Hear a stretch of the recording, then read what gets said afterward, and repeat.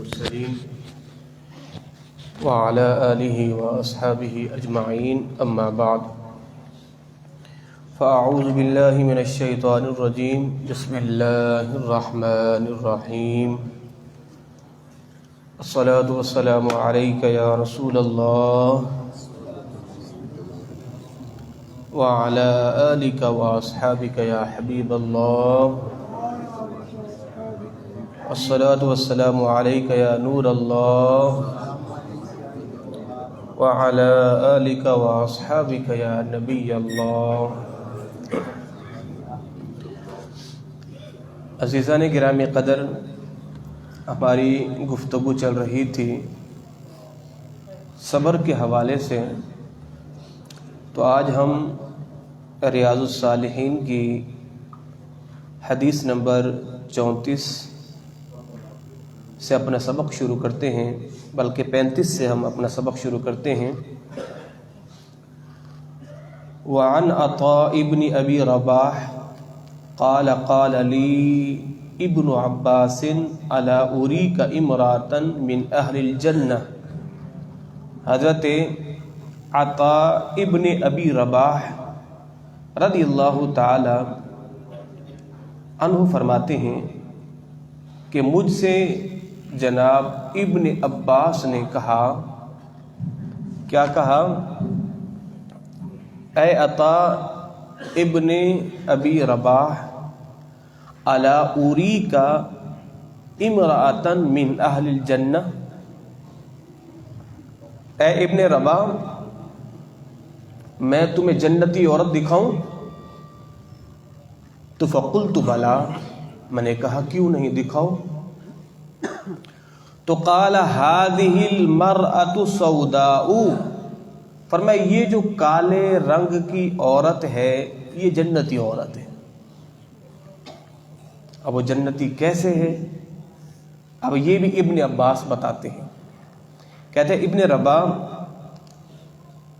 یہ جو عورت ہے نا، اتت النبی، ایک مرتبہ یہ عورت سرکار کی بارگاہ میں آئی.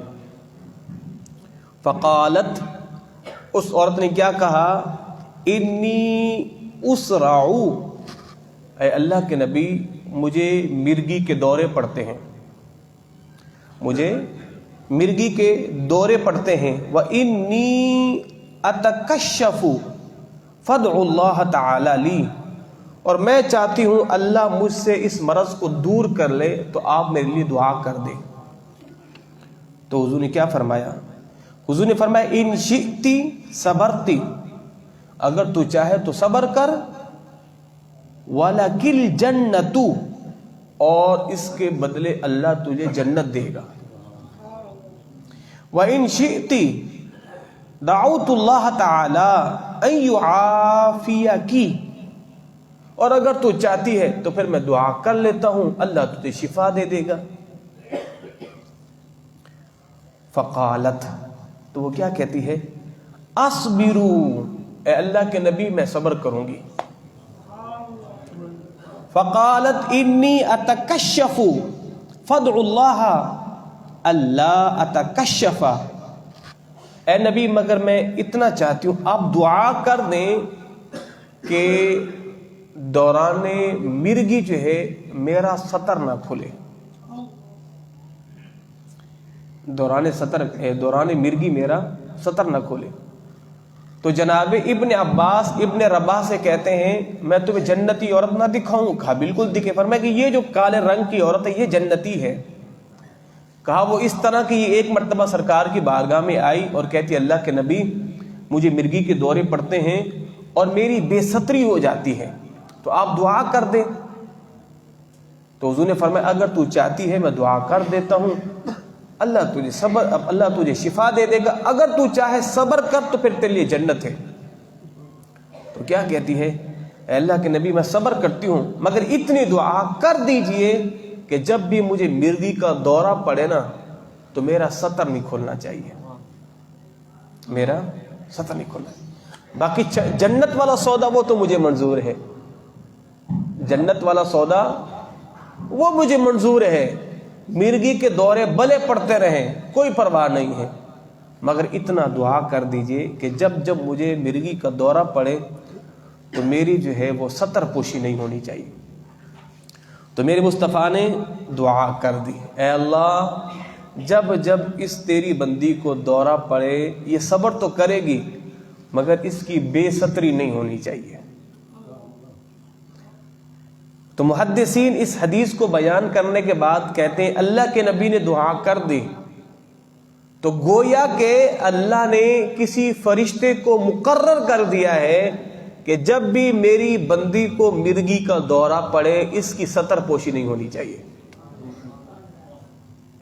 ہاں، ستر پوشی نہیں ہونی چاہیے۔ تو اگر وہ کہتی نا اے اللہ کے نبی آپ دعا کر دیں اللہ مجھے صحت دے دے، تو تب بھی جنتی تھی۔ حضور کی صحابیہ ہے، مومنہ ہے، اور سب سے بڑا اعزاز سرکار کا دیدار کر رہی ہے، تو بھلا وہ کیسے جنتی نہیں ہوگا؟ جنتیہ تو اس وقت بھی تھی اگر اللہ اسے شفا دے دیتا، جنت میں تو اس وقت بھی جاتی، مگر صبر کرنے کی وجہ سے اللہ اسے جنت کا سب سے اعلیٰ درجہ عطا فرما دے گا۔ اللہ اسے جنت کا سب سے اعلیٰ درجہ دے گا، اس لیے کہ صابرین کے لیے جنت کا اعلیٰ درجہ جو صبر کرتے ہیں، جو صبر کرتے ہیں۔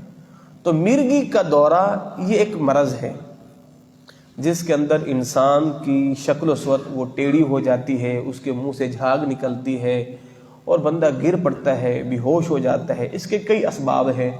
بعضوں نے یہ لکھا ہے کہ جب رگوں کے اندر دماغ میں خون کی روانگی کی بندش ہو جاتی ہے تب یہ نظام جب گڑبڑ ہوتا ہے پھر دورے پڑتے ہیں۔ اور بعضوں نے یہاں تک لکھا ہے کہ جب کسی پر آسیبی معاملات ہوں، جناتی معاملات ہوں، تب بھی یہ جو ہے وہ دورے پڑتے ہیں۔ اور اعلیٰ حضرت فرماتے ہیں اگر کسی کو 25 سال کی عمر سے پہلے اگر مرگی کے دورے پڑتے ہیں تو اس کے لیے ممکن ہے کہ وہ دوا سے ٹھیک ہو جائے، اور اگر کسی کو 25 سال کے بعد دورے پڑتے ہیں تو کہا یہ کسی ولی کی کرامت ہو سکتی ہے کہ بندہ ٹھیک ہو جائے، یا کوئی اللہ والا ایسا کوئی تعویذ دے دے یا دم کر دے تو اس وجہ سے بندہ ٹھیک ہو سکتا ہے، ورنہ فرماتے ہیں کہ 25 سال کے بعد جس کو مرگی کے دورے پڑے اس کا ٹھیک ہونا کافی کم ہو جاتا ہے۔ تو اللہ ہم سبوں کو جو ہے اس مرض سے محفوظ فرمائے۔ اللہ اکبر۔ تو یہ تھا صحابہ کرام کا، صحابیات کا ایمان، یعنی حضور اگر مرگی کے دورے میں جنت مل رہی ہے کوئی گھاٹے کا سودا تو نہیں ہے، نفع کا ہی سودا ہے۔ باقی رہے یہ دورے وہ تو پڑ ہی جائیں گے، برداشت کر ہی لیں گے، زندگی ہم نے کون سی جو ہے وہ صدیوں گزارنی ہے، مختصر سی زندگی ہے، جتنے جھٹکے دورے کے لگیں گے لگ جائیں گے، برداشت کر لیں گے۔ دینے والا مرض بھی وہی ہے، رب ہے، اس پر صبر بھی وہی دے دے گا، صبر بھی وہی دے دے گا۔ باقی رہا جنت، یہ تو بہت بڑا نفع کا سودا ہے، تو یہ مجھے منظور ہے۔ اللہ، اس سے یہ بات ہمیں پتہ چلی کہ اگر آزمائشیں آئیں تو پھر ہمیں اس امت کی یہ عظیم مائیں جن کا میں نے آپ کو واقعہ سنایا، تو پھر ہمیں ان کی زندگی کو پلٹ کے دیکھ لینا چاہیے کہ ہماری ماؤں کے اندر کتنا بڑا صبر تھا۔ اللہ اس صحابیہ کی قبر پر، مزار پر اپنی کروڑوں رحمتوں کا نزول فرمائے۔ اگلی حدیث طیبہ، وعن ابی عبد الرحمن عبد اللہ ابن مسعود قال کأنی انظر الى رسول اللہ صلی اللہ تعالی علیہ وآلہ وسلم۔ حضرت عبد الرحمن عبداللہ بن مسعود رضی اللہ تعالی عنہ ارشاد فرماتے ہیں گویا کہ ابھی بھی میری آنکھیں سرکار کا دیدار کر رہی ہیں کہ یحکی نبیا من الانبیاء، کہ سرکار مدینہ نے انبیاء کرام میں سے کسی نبی کا تذکرہ کیا، کسی نبی کی حکایت کو بیان کی، صلوات اللہ وسلامہ علیہم، ان انبیاء پر اللہ کا درود و سلام ہو۔ حضور نے فرمایا ضربہ قومہ، ان انبیاء کرام کو ان کی قوموں نے مارا، ان انبیاء کرام کو ان کی قوموں نے مارا، فد منہ، اور وہ انبیاء کرام جو ہے وہ آنسو ہو گئے، ان انبیاء کرام کی آنکھوں سے آنسو آ گئے، بلکہ خون خون کر دیا، ان انبیاء کرام کو خون خون کر دیا۔ وَهُوَ يَمْسَحُ الدَّمُ عَنْ وَجْهِهِ، اور وہ نبی کیا کرتے؟ اپنے چہرے سے خون کو پونچھتے اور کیا کہتے؟ اللہم اغفر لقومی فإنہم لا يعلمون، اے میرے پروردگار میری قوم کو معاف کر دے، یہ نہیں جانتی۔ تو حضور نے کیا فرمایا؟ حضرت عبداللہ بن مسعود فرماتے ہیں ابھی بھی ایسا لگتا ہے کہ میں اپنی آنکھوں سے سرکار کو دیکھ رہا ہوں، ابھی بھی سرکار کو میں دیکھ رہا ہوں کہ سرکار نے جب وہ منظر بیان کیا نا، حضور نے فرمایا کہ بنی اسرائیل کے انبیاء کرام کو ان کی قوموں نے مارا، اتنا مارا کہ بنی اسرائیل کے نبی خون و خون ہو گئے ہیں، مگر ان نبیوں نے بد دعا نہیں دی، دعائیں ضرر نہیں دی، بلکہ نبیوں نے کیا کیا؟ اپنے چہرے سے خون پہنچا اور خون پہنچتے رہے اور کیا کہتے رہے؟ اللہم اغفر لقومی فإنہم لا يعلمون، اے پروردگار ہماری قوم کو معاف کر دے، انہیں پتہ نہیں ہے۔ یہ تھا انبیاء کرام کا صبر۔ اللہ اکبر، اللہ اکبر۔ اللہ کے نبی صلی اللہ تعالی علیہ وآلہ وسلم نے ارشاد فرمایا، یقول اللہ تعالی، اللہ ارشاد فرماتا ہے، ما لعبد المؤمن عندی جزاء، اللہ فرماتا ہے کہ مومن بندے کے لیے میرے پاس ایک جزا ہے۔ وہ جزا کیا ہے؟ اللہ فرماتا ہے اذا قبضت صفیۃ من اہل الدنیا، اللہ فرماتا ہے کہ جب ہم کسی اپنے مومن بندے کی نا پسندیدہ چیز لے لیتے ہیں، پھر ہم اسے جزا دیتے ہیں۔ اپنے کسی مومن بندے کی کسی پسندیدہ چیز کو لے لیں، وہ پسندیدہ چیز مال ہو، اولاد ہو، ماں باپ ہو، دنیا کی کوئی نعمت ہو، ہم لے لیں اور پھر وہ صبر کرے، ثم احتسبہ، اب وہ صبر پر ثواب کی امید رکھے، تو الا الجنۃ، ہم اسے جزا میں جنت ہی عطا کریں گے، ہم اسے جنت ہی عطا کریں گے۔ تو پسندیدہ چیز انسان کی کیا ہے؟ مال بھی ہو سکتا ہے، گھر بھی ہو سکتا ہے، اولاد بھی تو ہے، ماں باپ بھی تو ہیں، دنیا کی نعمتیں بھی ہیں، تو پسندیدہ چیز۔ اور اسی حدیث طیبہ کو اللہ کے نبی صلی اللہ علیہ وسلم نے ایک اور جگہ ارشاد فرمایا، حضور نے ارشاد فرمایا کہ اللہ رب العزت جو ہے وہ کسی مومن کی پسندیدہ چیز کو لے لے، اور پسندیدہ چیز کیا ہے؟ حضور نے فرمایا آنکھیں، آنکھیں۔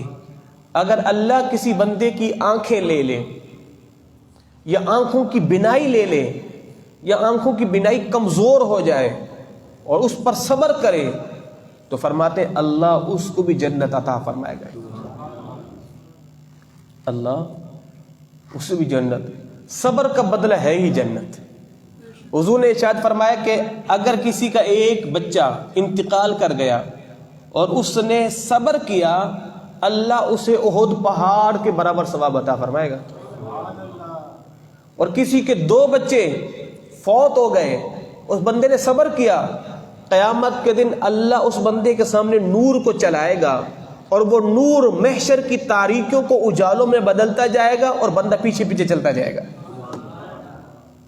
اور فرمایا کہ ہم نے جس کے 3 بچے لے لیے اور 3 بچوں کے فوت ہونے پر والدین نے صبر کیا، اللہ انعام کتنا دے گا؟ فرمایا کہ اللہ جہنم کے دروازے بند کر دے گا یہاں تک کہ بندہ صحیح سلامت پل سے راہ سے پار گزر جائے گا۔ یہ ہے انعام، مگر بدلے میں کرنا صبر پڑے گا، صبر کرنا پڑے گا، جبھی جو ہے اللہ رب العزت اپنے بندوں کو یہ انعام عطا فرمائے گا۔ اللہ اکبر، دروشی پڑھیے، اللہم صلی علی سیدنا صلی اللہ علیہ وسلم۔ حضرت انس رضی اللہ تعالی عنہ ارشاد فرماتے ہیں کہ سرکار مدینہ صلی اللہ علیہ وسلم ایک مرتبہ ایک قبر کے پاس سے گزرے، حضور نے کیا دیکھا کہ ایک عورت ہے وہ اپنے بیٹے کی قبر پہ بیٹھ کے رو رہی ہے، تو حضور نے ارشاد فرمایا کہ اللہ سے ڈر اور صبر کر، اللہ سے ڈر اور صبر کر۔ تو اس عورت کو معلوم نہیں تھا کہ کون ہے کہ جو مجھے کہہ رہے ہیں اللہ سے ڈر اور صبر کر۔ اس نے کیا کہا؟ اس نے کہا جو مصیبت مجھے پہنچی ہے یہ آپ کو نہیں پہنچی، جو مصیبت مجھے پہنچی ہے آپ کو نہیں پہنچی، اگر آپ کو پہنچی ہوتی تو پھر بات کچھ اور ہوتی۔ سرکار اتنا کہہ کے چلے گئے۔ جب اس مئی وہ بیوی جو ہے قبر سے جب اٹھی نا، اس کو کس نے کہا تمہیں پتہ ہے کون تھے جس نے تمہیں کہا اللہ سے ڈر اور صبر کر؟ کہا کہ نہیں۔ کہا وہ سرکار کی ذات تھی، وہ سرکار کی ذات تھی۔ کہا اچھا، مجھے تو پتہ نہیں تھا۔ اب وہ عورت فوراً دوڑتے ہوئے سرکار کی بارگاہ میں آئی۔ جب آئی نا تو کیا کہتی ہے؟ حضور میں معذرت چاہتی ہوں، مجھے پتہ نہیں تھا کہ آپ تھے، اگر آپ ہوتے میں یہ جملے نہ کہتی۔ حضور ہاں میں اب صبر کرتی ہوں، میں اب نہیں روں گی، میں اب نہیں روں گی، اب میں صبر کرتی ہوں۔ اب اس عورت کا یہ رویہ اور سرکار کا انداز دیکھیں۔ حضور اگر چاہتے تو ڈانٹ بھی سکتے تھے، سرکار اسے اپنے در دولت سے واپس جانے کا بھی کہہ سکتے تھے، مگر سرکار سمجھتے تھے کہ اس ماں کا بیٹا گیا ہے، اس کو صدمہ کتنا ہے، تو حضور نے ڈانٹا نہیں۔ اب وہ عورت کیا کہتی ہے کہ جب میں سرکار کے دروازے پہ پہنچی نا تو سرکار کے دروازے پہ میں نے کوئی گارڈ نہیں دیکھا، کوئی چوکیدار نہیں دیکھا جس نے مجھے جانے سے روکا ہو۔ کہتے میں بالکل سرکار کے پاس چلی گئی۔ تو حضور نے فرمایا اللہ کی بندی، صبر ہوتا ہی وہ ہے جب صدمہ پہنچے، صدمے کے بعد پھر صبر، یہ کیسا صبر ہے؟ بھائی کسی کے باپ کا انتقال ہو گیا ہے، ماں کا انتقال ہو گیا، اولاد کا انتقال ہو گیا، صبر اس اب کرنا ہے نا اس نے۔ بھائی ایک دن کے بعد تو سب صبر کر جاتے نہیں کر جاتے، ایک دن کے بعد بھلا کوئی کسی کو یاد رکھتا ہے؟ نہیں رکھتا نا۔ تو صبر اس وقت کرنا تو جب زخم تازہ ہو۔ اب ایک بندہ کہ جناب ٹھیک ہے میں اب صبر کروں گا، اب میں نہیں روں گا، اب تو رونا بھی چاہے تو رو بھی نہیں سکتا، کیونکہ اب صدمہ تو ختم ہو گیا ہے۔ صدمہ ہوتا ہے تازہ تازہ، صبر اس وقت کرنا ہوتا ہے۔ تو حضور نے فرمایا اللہ کی بندی، صبر تو اس وقت کرنا تھا جب میں نے کہا تھا، اب تو صبر کر ہی سکتی ہے، ظاہر ہے جب دن جیسے جیسے گزرتے ہیں صبر آ ہی جاتا ہے۔ میں قربان جاؤں، میں قربان جاؤں۔ اللہ رب العزت نا، اللہ اکبر، کتنا مہربان ہے یار، کتنا مہربان ہے۔ بندے کا جو دل ہے نا، دل یہ اللہ کے ہاتھ میں ہے۔ حدیث پاک میں یہاں تک کہا گیا بندے کا دل اللہ کی 2 انگلیوں کے درمیان ہے، بندے کا دل اللہ کی 2 انگلیوں کے درمیان ہے۔ اللہ جب چاہے اس کو یوں پھیر دے، اللہ جب چاہے اس کو یوں پھیر دے۔ وہ کیسے؟ آپ کی والدہ کا انتقال ہوا ہے یا آپ کے بیٹے کا انتقال ہوا ہے، آپ کا ایک ہی بیٹا تھا، اکلوتا بیٹا تھا جس میں آپ کی جان تھی، اب وہ چلا گیا ہے، آپ صدمے سے 2-4 ہیں نا۔ اب آپ کو زندگی بالکل اچاٹ لگ رہی ہے، جناب میں نے بھی مر جانا ہے، سب کچھ میری اولاد ہی تھی، اب وہ نہیں تو میں کیوں زندہ رہوں گا؟ یہ پہلے دن کی کیفیت ہوتی ہے، پھر اللہ آپ کے دل کو بدل دیتا ہے۔ اب جو کیفیت پہلے دن تھی اب وہ کیفیت چلی گئی، پھر دوسرے دن آپ زندگی کے معمولات میں گزر بسر کر رہے ہوتے نہیں کر رہے ہوتے، دوسرے دن آپ ہنس رہے ہوتے نہیں ہنس رہے ہوتے، کھانا کھا رہے ہوتے، لوگوں سے میل جل کر رہے ہوتے نا۔ تو یہ کیسے ہوا؟ اللہ نے بندے کے دل کو یوں بدل دیا ہے، اب وہ جو غم تھا وہ چلا گیا۔ اگر اللہ بندے کے دلوں سے اس غم کو نہ اٹھائے نا، اللہ کی قسم یہ دنیا ساری اچاٹ ہو جائے، جس کا باپ مر جائے وہ تو صدیوں روتا ہی رہے، مگر اللہ بندے کے دل کو بدل دیتا ہے، اب وہ دنیا کی زندگی میں دوبارہ مشغول ہو جاتا ہے۔ یہ بھی اللہ کا کرم ہے، صدمہ پہنچتا بھی اللہ کی ذات سے اور صبر دیتا بھی اللہ کے پروردگار ہے۔ اللہ اکبر، اللہ اکبر۔ حضرت عائشہ صدیقہ رضی اللہ تعالی عنہا فرماتی ہیں حضور نے ارشاد فرمایا کہ طاعون ایک مرض ہے اور پروردگار اس مرض کو پہلے ان امتوں پر بھیجتا تھا جنہیں اللہ عذاب میں گرفتار کرنا چاہتا۔ یہ طاعون ایک مرض ہے اور اللہ کا عذاب تھا، مگر اللہ رب العزت نے اس امت پر اس طاعون والے مرض کو رحمت بنا دیا ہے۔ وہ کیسے؟ حضور نے ارشاد فرمایا کہ طاعون جو ہے یہ ایک اللہ کا عذاب تھا، اللہ جس پر چاہتا بھیج دیتا تھا، مگر اس امت کے ساتھ اللہ نے کیا کیا ہے؟ فرمایا کہ اگر میری امت کے اندر طاعون کا مرض آئے اور لوگ اس پر صبر کریں اور اس علاقے کو چھوڑ کے نہ جائیں تو فرمایا کہ اللہ انہیں شہید کے برابر اجر عطا فرمائے گا۔ طاعون ایک مرض ہے جس کے اندر جسم جو ہے وہ گلنا شروع ہو جاتا ہے، جسم کے اندر ایک گٹھلیاں نما آ جاتی ہیں، ایک موذی مرض ہے۔ اللہ اکبر۔ اس پر جو ہے ایک بہترین حکایت ہے، عبد الملک بن مروان بنو امیہ میں سے تھا اور ملک شام میں اس کی بادشاہت تھی، تو ملک شام میں طاعون کا مرض آ گیا تو لوگ مرنے لگ گئے۔ تو عبد الملک بن مروان نے کیا کیا؟ بڑی دلچسپ حکایت ہے، توجہ رکھیے گا۔ عبد الملک بن مروان نے اپنی فوج لی، لشکر لیا، ساز و سامان لیا اور اپنی فوج کو ملک شام سے لے کے دور چلا گیا تاکہ اس موذی مرض کے جراثیم ہم تک نہ پہنچے اور ہم اس مرض سے محفوظ رہیں۔ یہاں تک کہ وہ طاعون کے مرض سے اتنا ڈر گیا، اپنا پاؤں گھوڑے سے نیچے نہیں رکھتا تھا، کھانا بھی گھوڑے پہ ہے، پینا بھی گھوڑے پہ ہے، سونا بھی گھوڑے پہ ہے۔ ایک دن سوتے سوتے تھک گئے، اس کو نیند نہیں آئی، اس نے اپنے خلیفے سے کہا، وزیر سے کہا، غلام سے کہا مجھے نیند نہیں آ رہی، کوئی کہانی سنا، مجھے نیند نہیں آ رہی، کوئی کہانی سنا۔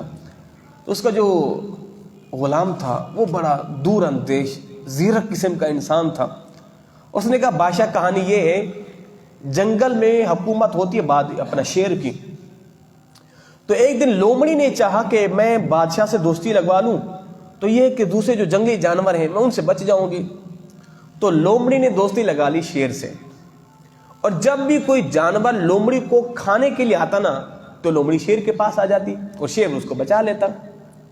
ایک دن ایسا ہوا، عقاب جو ہے وہ پرواز کرتا ہوا جب آیا نا، لومڑی کو اچکنے لگا تو لومڑی شیر کے پاس چلی گئی اور شیر نے اس کو بچا لیا۔